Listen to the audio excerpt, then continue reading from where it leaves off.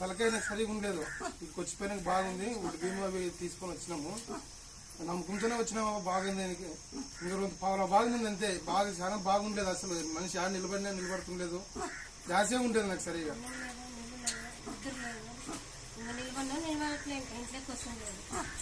కొంచెం చాలా వరకు బాగుంది. దానిపైన కర్నూలు పోయినాను, బళ్ళారికి పోయినాను. కర్నూలులో హాస్పిటల్ చూపించుకున్నాను. ఇంకా అంతే తిరిగినాము.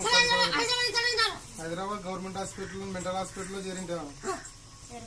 ఎర్రగడ్డ హాస్పిటల్లో నాకు ఈడ కర్పూరము అవి తీసుకోమని ఇచ్చింది.